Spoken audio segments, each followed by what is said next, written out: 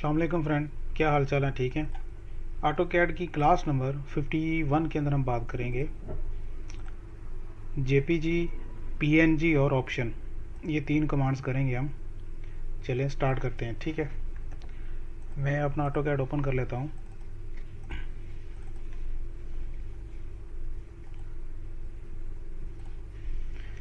इसमें ये जो जेपीजी कमांड है, इसका मतलब है आप ऑटो कैड के अंदर कोई भी काम करते हैं तो आपने उसका एक जेपीजी फॉर्मेट में उसका एक इमेज बनाना है। जितना आपने काम किया ये अपने माउस से ड्रैग करके उसका एक जेपीजी या फ़ोटो बना सकते हैं। पीएनजी भी इसी का फॉर्मेट है। ये दोनों लगभग सेम ही कमांड्स हैं और इसमें जो इम्पोर्टेंट कमांड है वो ऑप्शन है। हम तीनों कमांड करेंगे। मैं सबसे पहले अपना ग्रिड मोड ऑफ कर लेता हूँ। ये जो पीछे लाइनें आ रही छोटी छोटी ओके, अब मैं यहाँ पे लगाता हूँ, एक सर्कल लगा लिया, फिर एक छोटा ये सर्कल लगा लिया और इसको कर लेता हूँ मिरर। MI करके यहाँ पे क्लिक करके यहाँ पे क्लिक करके इंटर कर देता हूँ और फिर एक सर्कल ले लेता हूँ यहाँ से, ये हो गया। और फिर इसी को कॉपी करके थोड़ा सा नीचे कर देता हूँ। ठीक है, और इसको निकाल के बाहर ले आता हूँ। यहाँ से इसको करता हूँ ट्रिम ऊपर वाले दोनों को, और ये मैं थोड़ा सा रोटेट करके सीधा कर लेता हूँ। सॉरी, और वो ये गया और रेफरेंस लिया यहाँ से ये, और ऑर्थो मोड ऑन करके ये कर दिया। ओके, इसको उठा के आप इसके अंदर रख दें। ठीक है, अब इसको उठा के यहाँ पे किया और फिर थोड़ा सा ऊपर कर दिया ओके, ये मैंने एक सिंपल सा बनाया, कोई इमोजी समझ लें या कुछ भी। ठीक है, तो मुझे इसका एक फॉर एग्ज़ाम्पल मुझे जल्दी से किसी को स्क्रीनशॉट भेजना है, या तो हम क्या करते हैं डायरेक्ट मोबाइल से फ़ोटो निकालते हैं तो या इसका जेपीजी बनाएंगे। ठीक है, उसकी कमांड है जेपीजी। जैसे आप जेपीजी लिखेंगे तो आउट लिखा जाएगा। ठीक है, जेपीजी लिखने के बाद आप इंटर करेंगे और बताएंगे मुझे डेस्कटॉप पे सेव करना है और नाम क्या देना है। नाम मुझे देना है 1 2 3 4 5। ठीक है, और मैं सेव कर देता हूँ। आप कुछ भी दे दें, आप जितना सेलेक्ट करेंगे अब उतनी ही आपकी स्क्रीन बन के, इंटर करें और जाएं, जाके चेक करें, आपका उतना वो बालू सा बन के आ जाएगा। ठीक है, ये मेरा स्क्रीन का वो उसने स्क्रीनशॉट ले लिया। ठीक है, अब मैं जाता हूँ, अब इसकी एक आँख पे फोकस करते हैं। अब मैं लगाता हूँ पीएनजी, दूसरी कमांड लगाता हूँ पीएनजी। ऑटो ही आगे आउट लिख देगा, इंटर करें और उसका नाम आप दे दें 5 6 7 8 9। ठीक है, ये उससे आगे दे देते हैं। इसको सेव करता हूँ और मैं इसे ड्रैग करके इंटर करता हूँ, तो जो स्क्रीन होगी पूरी स्क्रीन उधर चली जाएगी। ठीक है फ्रेंड, तो ये दो कमांड थी अपने ऑटो कैड के अंदर से आपको जेपीजी कंडीशन के अंदर या जेपीजी फॉर्मेट के अंदर कोई चीज़ प्रिंट करनी है। ठीक है, तो अब तीसरी कमांड हमारे पास ऑप्शन। ये बहुत इंपॉर्टेंट कमांड है, लगभग ऑटो कैड की मेन कमांड ही है, मेन कमांडों में आती है। ओपी इंटर करेंगे तो हमारे पास ये एक डायलॉग बॉक्स खुलेगा। इसमें आप ज़रा गौर से देख लीजिएगा, file, display, open and save, plot and publish, system, user preferences, उसके बाद drafting, 3D modelling, selection and profile. इसमें जो फाइल है, मतलब इस वक्त ये जो पूरा हिस्सा खुला हुआ है, उसकी सेटिंग करने के लिए हमें इसी ऑप्शन में काम करना पड़ता है। अब ये आपको एक डिब्बा नज़र आ रहा होगा स्क्वायर, मैं इसके ऊपर क्लिक करता हूँ तो ये मेरे पूरे कर्सर के अंदर आ रहा है। ठीक है, तो मैं ओपी इंटर करके अंदर जाता हूँ, यहाँ से जाके इसको मैं और बड़ा कर लेता हूँ, उसके बाद ओके करता हूँ। तो अब इसको सिलेक्ट करूँगा, देखो मेरा माउस का कर्सर, अब वो जो ब्लू डॉट था वो काफ़ी छोटा रह गया। मेरा माउस, ये जो माउस का गिज़मो है या कर्सर है वो काफ़ी बड़ा हो गया। ठीक है, अब मैं जाता हूँ यहाँ से जाकर इसको बिल्कुल छोटा कर देता हूँ, बिल्कुल छोटा। ओके, अब करता हूँ तो अब देखो मेरा माउस, मैं इसको सिलेक्ट करता हूँ, अब देखो कहाँ पे चला गया, अब तो उसमें पूरा ही नहीं आ रहा। ठीक है, तो ये अपने काम की स्पीड के हिसाब से आप बनाते हैं। ठीक है, मैं इसको इतना कर लेता हूँ और ये जो डॉट है ये आपको नज़र आ रहा होगा ब्लू कलर है, ये ब्लू कलर ये वाला है। ठीक है, आप इसको फुल बड़ा कर दें, इसको भी फुल बड़ा कर दें और ओके करें। अब इसको सिलेक्ट करें तो देखो कितने कितने बड़े आ रहे हैं। ठीक है, अब वापस जाते हैं, इनको मैं नॉर्मल रखता हूँ। ओके, अब ये सारी चीज़ें, उसके बाद है नॉन वर्ब स्टेज, ये बहुत सारे ऑप्शन है, इनको करने में काफ़ी टाइम लग जाता है। ठीक है, तो इसमें use shift to add selection, इसमें ये होगा कि आप अगर इसके ऊपर क्लिक कर देंगे, use shift to add selection, इस पर क्लिक करके ओके करेंगे, इसका ये होगा कि आपको एक चीज़ को सिलेक्ट करने के बाद दूसरी करेंगे तो पहले वाली चली जाएगी। ये करेंगे, ये करेंगे, ये करेंगे, जिस पे लास्ट पे क्लिक होगी वही सिलेक्ट होगा। इसके साथ आपको शिफ्ट प्रेस करके रखना पड़ेगा इस तरह सिलेक्शन करने के लिए, ठीक है। अब देखो वो सारा सिलेक्ट हो रहा है। अगर आप चाहते हैं कि इस पर क्लिक करें, फिर इस पर करें, फिर इसके जिस पे क्लिक करें वो सिलेक्ट होता जाए, तो आपको ये टिक हटानी पड़ेगी यहाँ से, ठीक है। इसको मैं हटा देता हूँ, इसको मैं ओके कर देता हूँ। तो अब देखिए इस पर क्लिक करूँगा, इस पर करूँगा, इस पर करूँगा, जिस पे करता जाऊँगा ये सिलेक्ट होता जाएगा, ठीक है। तो ये दो चीज़ें होगी इस ऑप्शन कमांड के अंदर। बाकी मैं मेन चीज़ें बताऊँगा आपको। ओके, इसमें ज़्यादा और दूसरी चीज़ें नहीं हैं, ठीक है। अब जाते हैं यहाँ पे भी एक शिफ्ट का ये कंट्रोल शिफ्ट बिहेवियर, ठीक है। Dynamic grip, show grip tips, उसके बाद show grip with in block. ये बहुत सारी चीज़ें लंबी चौड़ी हैं, लेकिन इनका काम हर बंदा, हर यूज़र अपने अकॉर्डिंग करता है। तो हम जनरल जो मतलब जनरल नॉलेज है ऑटोकैड का, हम वो कर रहे हैं, तो इतना डीपली जाने की ज़रूरत नहीं है। ओके, इसके बाद हम जाते हैं डिस्प्ले में। डिस्प्ले में जाने के बाद हम जाएंगे इधर, ये है कर्सर साइज़। इसमें है कर्सर का हेयर, उसके बाल, मतलब बाल कहने से मुराद ये जो भी मेरे पास कर्सर के लेफ़्ट राइट अप डाउन, ये जो लंबी लंबी इसकी लेग्स हैं, जो इसके बाल निकले हुए हैं, मैं इनको कम करता हूँ। डिस्प्ले में जाता हूँ, यहाँ से इसको बिल्कुल 12 कर देते, 13 कर देते हैं। अब देखें ये इसकी टांगें छोटी छोटी होगी। अब देखें मैं इसको एक्स वाई के अंदर रख रहा हूँ और थोड़ी थोड़ी टांगें बाहर हैं, ठीक है। और यहाँ से अगर मैं इसको ऑप्शन में जाके इसको फुल कर देता हूँ, तो ये स्क्रीन की इतना बड़ा हो जाएगा कि स्क्रीन के इधर भी जाएँ इधर भी जाएँ, तो मतलब इसकी लेग्स स्क्रीन के बिल्कुल लास्ट कॉर्नर तक चली गई हैं। तो ये आप अपने मुताबिक रख सकते हैं डिस्प्ले में जाके। मैं मोस्टली ज़्यादा 60 रखता होता हूँ। ओके, इसको ओके किया, इतना मुझे चाहिए होता है।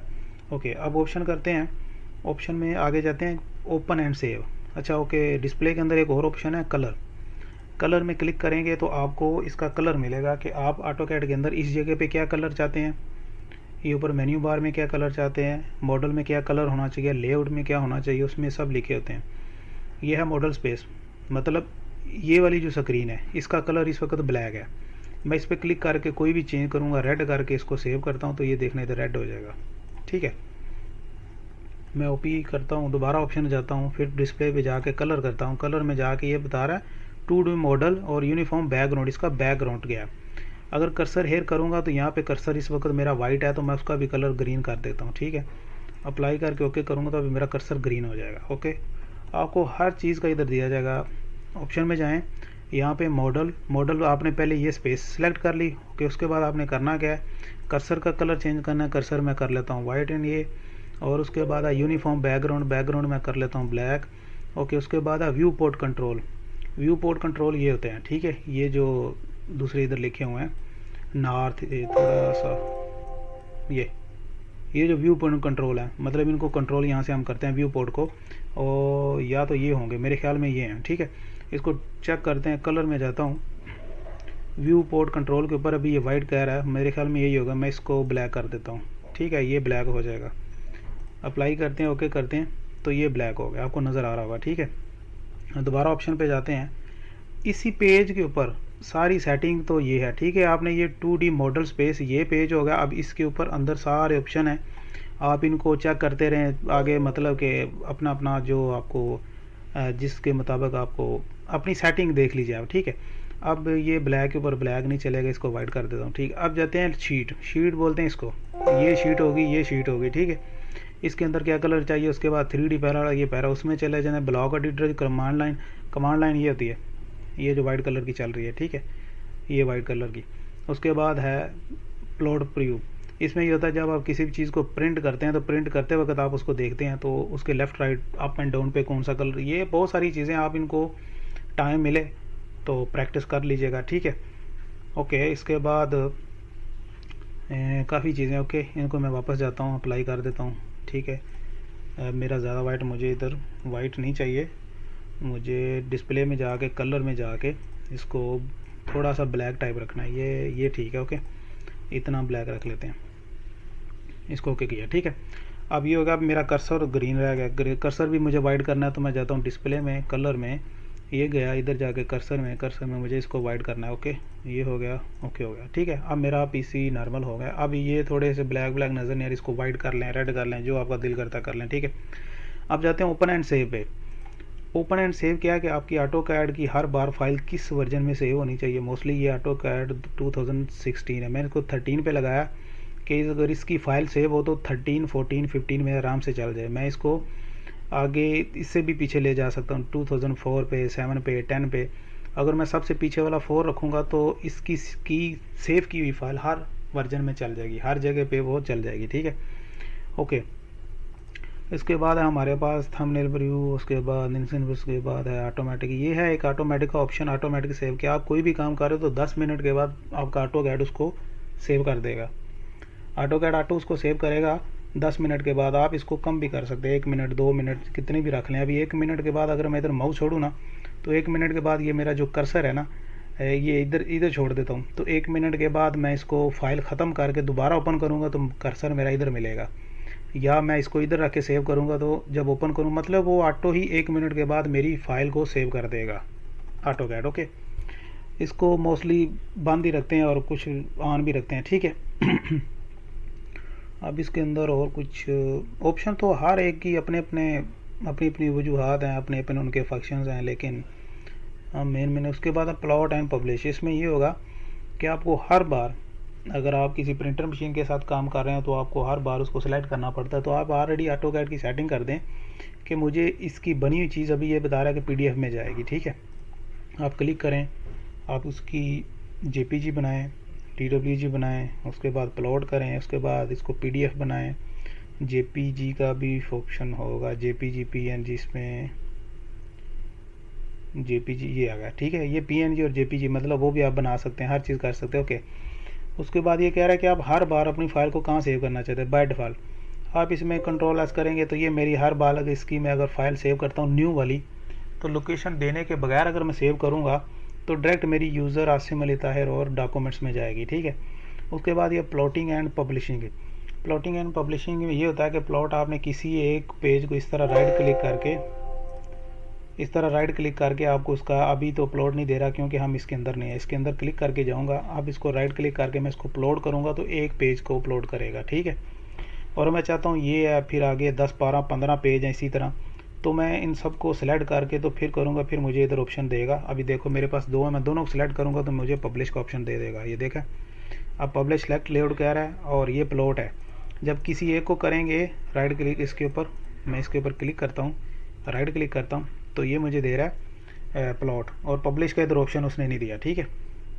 पब्लिश का ऑप्शन नहीं है।